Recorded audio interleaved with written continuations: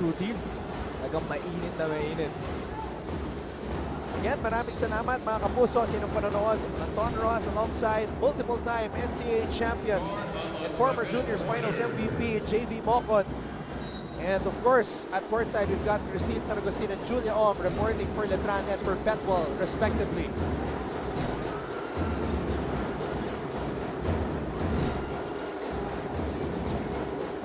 Letran mixing up their third group naman.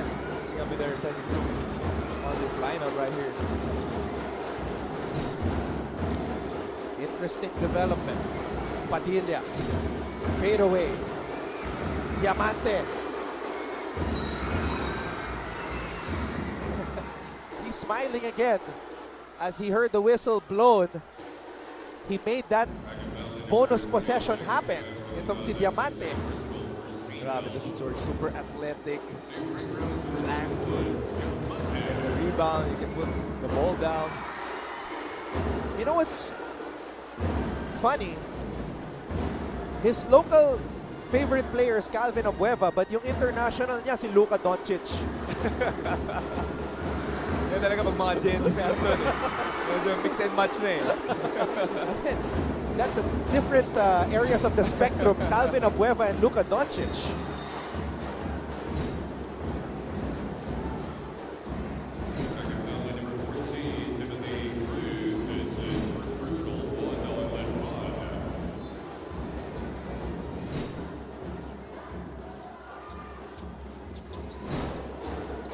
Relona.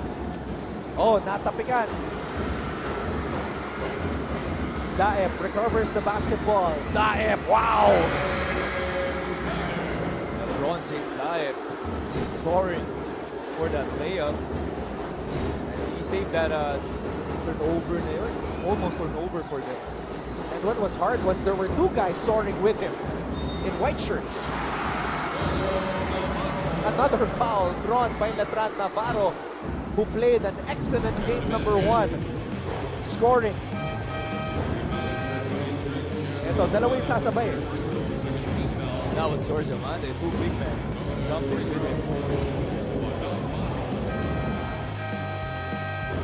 So you see how important the ball fake was. Yeah. And the jab dito kay Navarro. Pero you can see talagang ang hirap bantayan ng bigs na itong Letran eh. So you have Navarro, and then you have Silorio, and then you still have Diamante for that rotation. Navarro completes the three-point play as Silex Silorio comes in for him.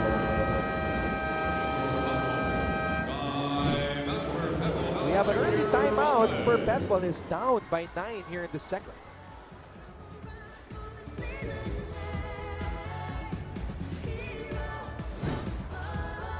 Remember when the Philippines won its first Olympic gold medal in 2020? That was also the first time the Philippine national anthem was played on the Olympic podium after trying for nearly 100 years since our first stint in 1924.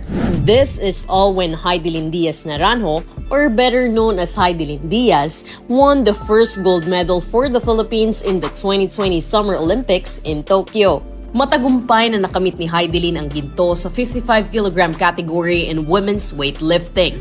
Pero alam niyo rin ba na she also set an Olympic record of 224kg combined weight in 2 successful lifts? Pero hindi naging madali ang kapalaran ni Heidelin patungong Olympics.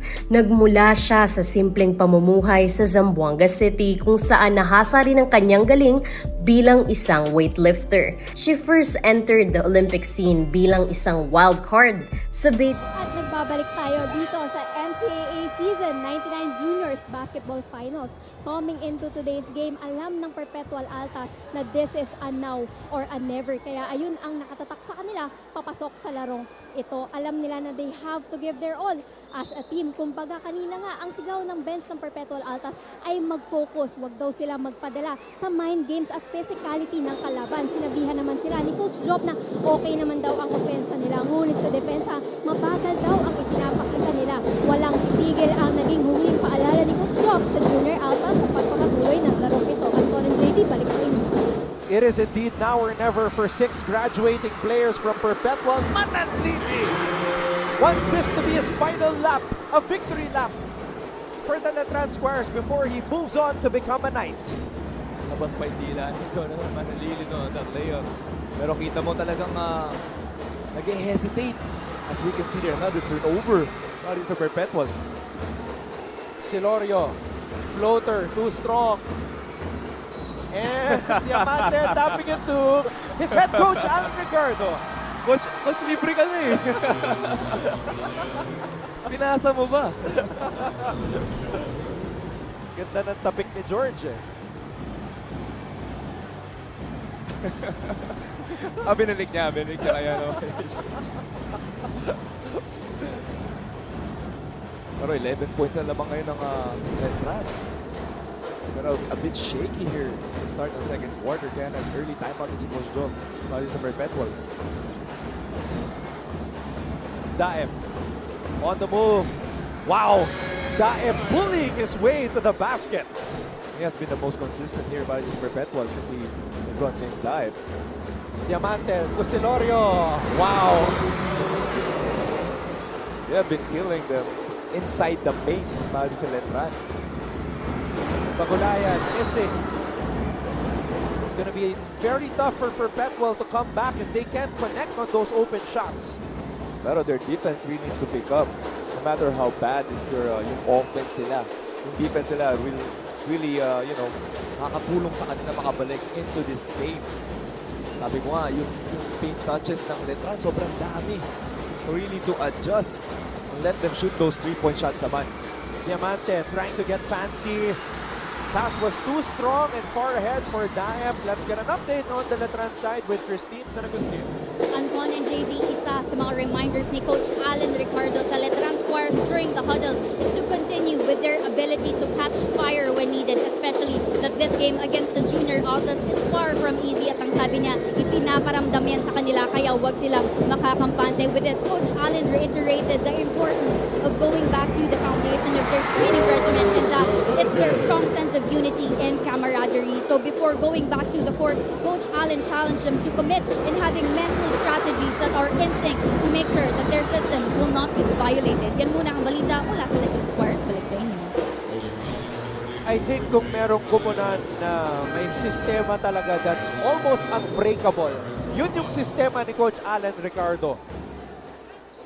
Pero during this game, during this run, itong second quarter nila, parang they're not even running anything at all, any plays.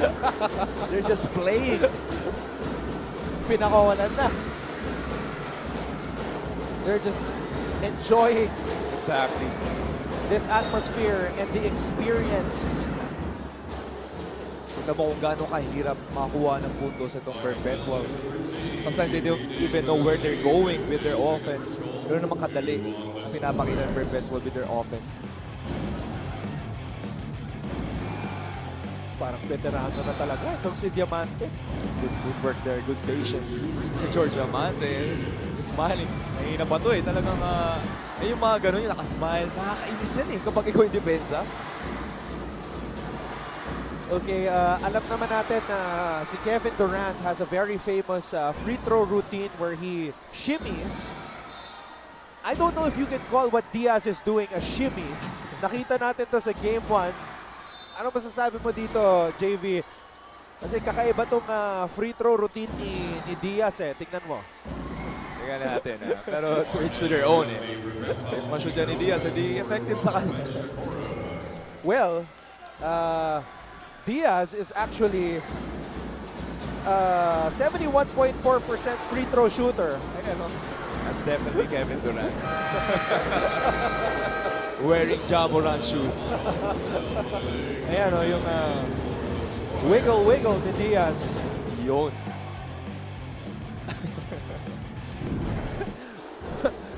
I don't know if like he has a shooting coach who advised him or like told him na baka makagulo yan sa shooting motion mo, sa form mo.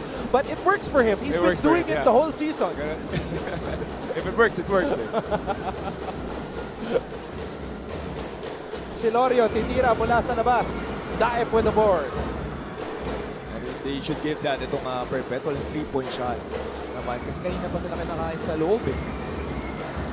Go Cruz. Oh, Scary fall by Mark Goho Cruz. Cyrex, Silorio. Wow! One-handed floater para dito kay Cyrex Silorio. Akala ko papasa eh. Nakatingin siya sa may baseline. Look, oh. He was looking to his right. Akala ko papasa. When he felt the contact, he decided to shoot.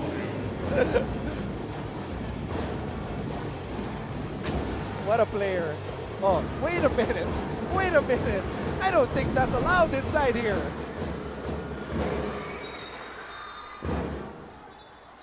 Right now, they're just bringing out all kinds of celebratory moves because they are having a blast inside the Philoid Eco Oil Center. Biggest lead of the game for the Squires.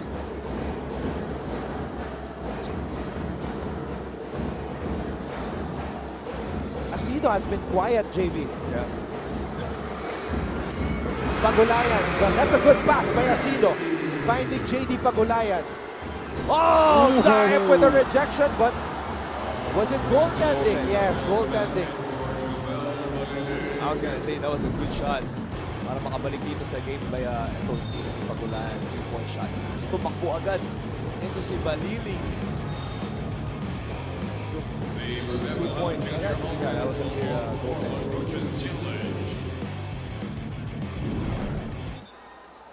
So walang safety dito at all para dito sa Perpetual. Talagang hirap na hirap sila to defend that transition defense.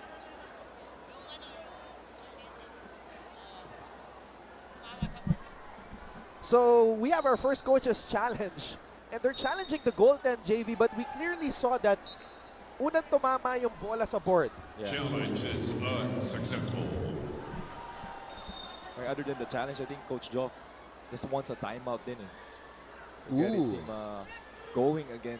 Someone, just anyone from this 5 needs to start that yung energy para makabalik sa game na to. Kasi kita mo naman yung body language nila parang bagsak na. And it's only the second quarter. So may loophole pala. Pwede maging extra timeout yung coach's challenge. Oh, or pantigil ng momentum. Diaz throws it out. Pagulayan. And Navarro comes up with a board. Manalili has it. Manalili could not finish with the left hand. Goho Cruz has it. Goho Cruz. Oh! Misread there. That's a turnover. They're in their heads eh. Itong Letran Squires, they're in their heads para din sa Perpetual kasi papasa lang nila kaso naiilang sila eh. Kasi nandyan lagi yung agaw or tapik na ginagawa ng Letran Squires that plays in their heads.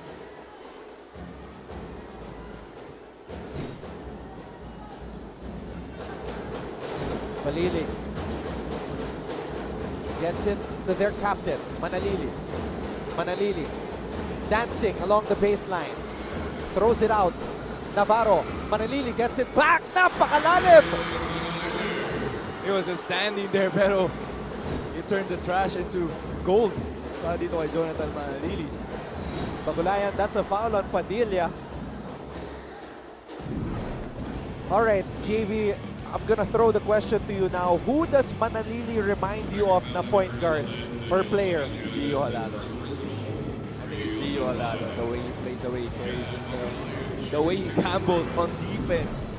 I think is very much Gio Halalo, the way he finishes around the rim.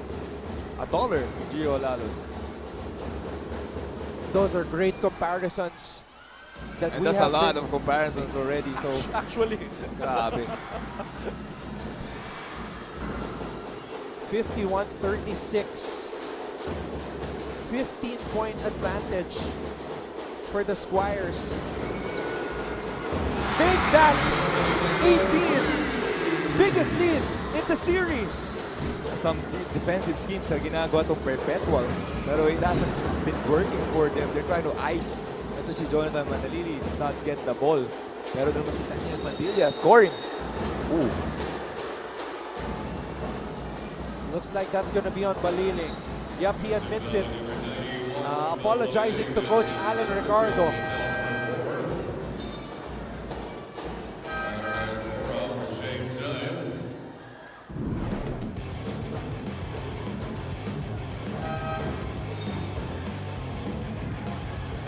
Ito yung tira ni Daniel Padilla on the corner. That was a good pass by Silorio.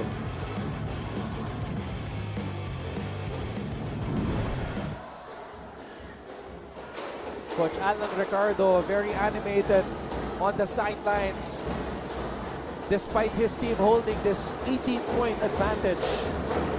Go Cruz for three, too strong. Pagulayan out-hustling Baliling. And they need those yung mga second chance points for Perpetual. But they're not really scoring on the first try. They need to get to the boards. Pero mahirap mahirap sabihin, Anton ang daling gawin for them, pero mahirap.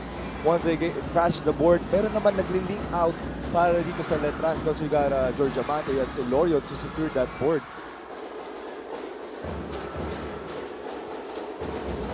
Manalili. And now you can see in this quarter na nakuha na ni Manalili yung control of the game.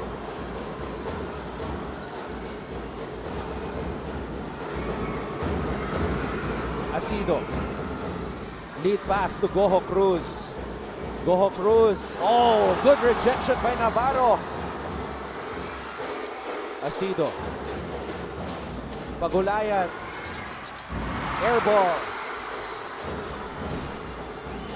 Naka-deny na si Ayon kay Manalili. Padilla. Another one! That's a good defense and good ball movement para dito sa Letran Squires. Sabi ko nga, Coach Allen built this team as a unit. They're not really looking for someone. It's just they're playing the right place at the right time every time they get to the offensive court. As a team, Letran is a 27.9% three-point shooting squad. But more than that, it's finding the open man and taking good shots. And Asido is having a nightmare of a game too. The MVP, Amiel Asido, just 2 points, 1 of 3 from the field, 3 rebounds and 2 assists. He needs to do more. Only 3 field goals in the first half. He needs to be more aggressive, demand the ball. If you are the MVP of this league, you need to show it right now. Valencia snatches the ball away from Baliling. And here comes There the we go. MVP.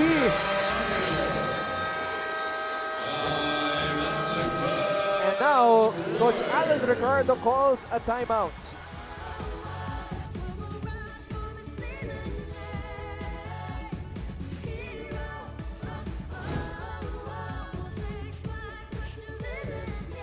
The Paris Olympics is fast approaching, and several Filipino athletes have already qualified for the international competition. To hype you for the 2024 Olympics, GMA Sports is proud to feature the top Filipino contenders headed for France this year.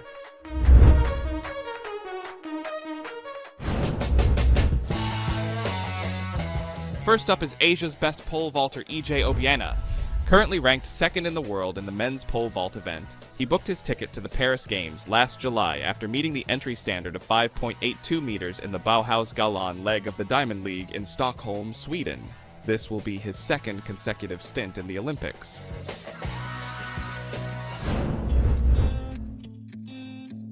After a controversial decision to part ways with his longtime Japanese mentor Munehiro Kugimiya, gymnastics phenom Carlos Yulos. So we have 2 volleyballs. Kat Santos, co-captain of San Sebastian, and Dodi Batindan, the new team captain of the Arellano Lady Chiefs, will have a chance to speak with them at the half. NCAA volleyball happening April 7, 2024. Yan. JV Mocon was part of our broadcast team also, covering Oo volleyball naman. as well. Oo naman. Alam mo, all around tayo. Para tayo si Coach Jock Leobas eh.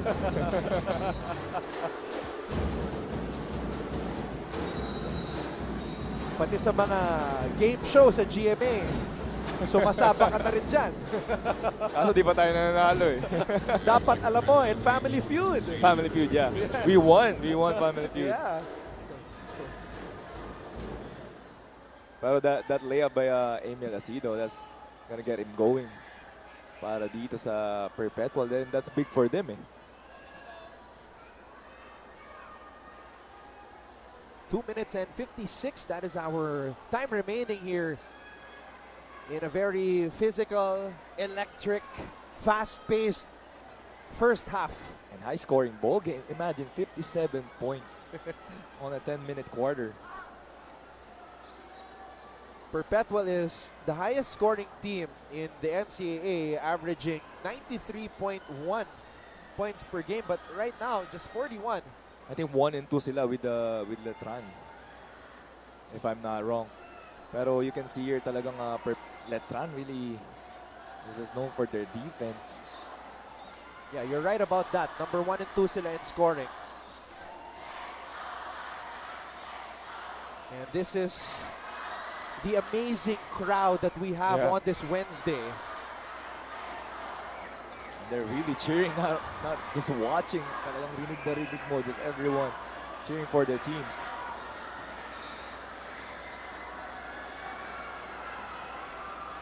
And what's amazing was, sobrang bihira, di ba, na magkaroon tayo ng morning game. Game number 1 took place in the morning. Tip-off at 9:30 a.m. And the crowd was pretty much like this also. Wow. Halos ganito din yung atmosphere. But I think today, it's a lot more people.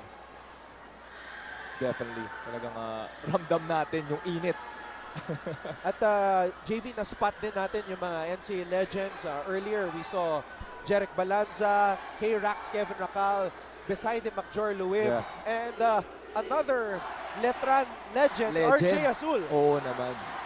RJ Azul watching on the VIP seats talaga. Siyempre, as a legend, you need to be, one of the VIPs here dito sa game natin. I think Larry Muyang din was watching inside here sa Eco Oil. So you got Balanza, you got Racal, Luib, Azul in the VIP. And ayan, nakikita ko si Muyang. He's in the tunnel. Si Larry sa tunnel lang. Wala nang maupo si Larry Muyang. Champion din niya si Larry Muyang. Yes. Pero iba talaga yung legend eh. Yung si RJ Azul. Oo naman, sa VIP eh. Sitting 1 seat apart from Father Vic Calvo. Yeah. Ganun na yung yung level ni RJ. Papari na si RJ. And by the way, RJ Azul is still playing up to now. Oo naman. One of my teammates ko si RJ, our captain ball. It's so amazing because my first year covering the NCAA, that was 2009. Season 85, naglalaro pa si RJ at si Ray Guevara sa Letran. Grabe, no? And, so, di ko alam kung sino matagal, si RJ o ikaw? si RJ, mas ayan o, nauna sa RJ akin. Azul. Pero imagine, he's a prime example of longevity. Amazing. Ayan, sinasabi. Yeah, exactly. Talagang how he take care of his body. Ito si RJ. And I think 15, 16 years now playing in the PBA, in the pros. Yes, and he starts games. He starts games. Yes, right? Playing long minutes. Playing long minutes. So, I mean, that's just a testament to your discipline as a player to last that long. I mean, like Bo Belga, like Anjo Karam, also. You know, those guys that up to now are still playing. Oh. Wait a minute. Okay, binabangga si Manalili, hindi pa nag-start yung... Hopefully we can see the replay there. Just sliding in front of us. And Coach Alan Ricardo calling for an unsportsmanlike. Oh, they will review again. It's probably the longest first half that I've ever been in. And tumatawa si Coach Allen, so... no, I think he's just checking on Jonathan.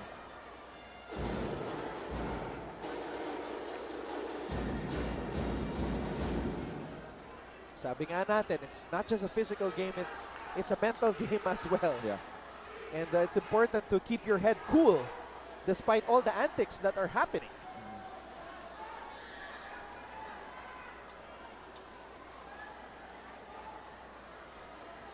There you see former Perpetual coach and player as well, Gerald Dizon. I played against din. Ito si Gerald Dizon. So it's a full circle lagi, no? Yeah. Talagang when you're part of the NCAA. Tapos ngayon, ako na, analyst na. Coach Alan Ricardo named interim head coach of the Letran Knights, and it was revealed by him mismo during our post-game interview na yung mag-graduate sa Letran will stay as Knights. O, eto yung nangyari. Okay. Bit of acting job there by Manalili.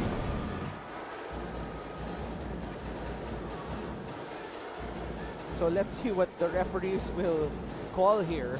Hopefully a no call. Let them play. I agree with that. Yes, Yeah, we got what we wanted.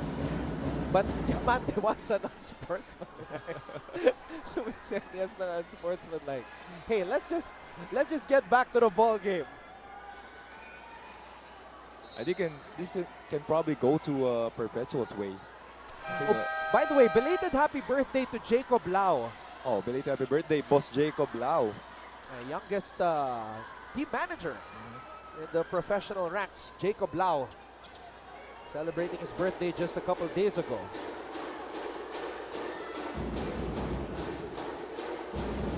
Look at this inbound by the Letran. Yung position nila para mga fighter jet sa Top Gun eh. Parang football 5 players on the baseline. Ooh, a rare miscue there by the Squires.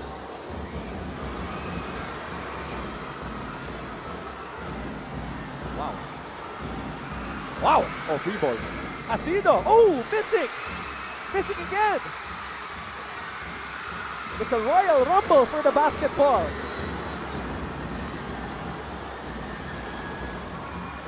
Grabe, intensity talaga in this game. Ang tagal nung lull, pero nung pagbalik natin, bakbakan na agad between these two teams. Parang may static yung bola eh. Oo, agawan buko talaga eh. May langis eh. Asido against Diamante. Double team comes. Goho Cruz, baseline fadeaway, does not work. Diamante snatches the ball. That's what Asido gets eh. A double every time he gets the ball. Kaya nahihirapan din talaga siya to create for himself and for his teammates also. 2 minutes remaining. Manalili asking for a clear out. He's sick and tired of this box and one. Manalili. Padilla. Padilla grabs his own miss. Throws it out. Silorio gets it to their captain, Manalili. Manalili blocked. And that's going to be a foul. That's good defense there by Perpetual. And that's what they need to keep doing para dito kay Jonathan Manalili on their defensive schemes. Let him shoot those 3-point shots and adjust once he make those. Pero until hindi pa siya nakaka-shoot, let him take those. And I would say, sa pagkakataon na yon, they were able to frustrate Manalili a little bit because Ayon was on him, denying him. Pababa pa lang siya ng court. And then he wanted to go one-on-one, which is very uncharacteristic of Manalili. So what you were saying earlier, JV, was it has to start with the defense of Perpetual. Yes, exactly. Masasabi ko, they were successful on that last sequence. Oo, tama yun. And no less than Jonathan Manalili. Na-stop nila dun. That's good for them. So the assignment is with Ayon, doing a good job on Manalili. But the others are stepping up, just like Padilla. Valencia, big time basket, much needed for Perpetual. Kung mataas percentage talaga ng Perpetual when it comes to 3-point shooting. So they need to shoot those more. Pero Padilla is really playing well in this first half. Yeah, he's leading everybody in scoring with 14. Oh, it's the familiar play for Manalili, receiving it from the elbow. And he loses control. 3-on-1 fast break. Goho Cruz with the finish. Sinasabi natin na yung defense talaga ng Perpetual is really picking up here in this second quarter. Silorio, one-on-one. Oh, Line. stepping on the baseline. It's a big possession here for the Perpetual. Last shot to bring down the lead to single digit. Manalili and Coach Alan Ricardo talking. Manalili saying, akin, akin. Ayon. Ayon to Asido. This could be big. Oh, missing. Offensive rebound for the junior Altas Escora. Hook shot is good. And the last shot is with Manalili. Manalili for three. And that will do it. For the first half, the Letran Squires were leading by as many as 18, but Perpetual able to cut it down to half. 59-50 is our official tally here in game number 2 of the final.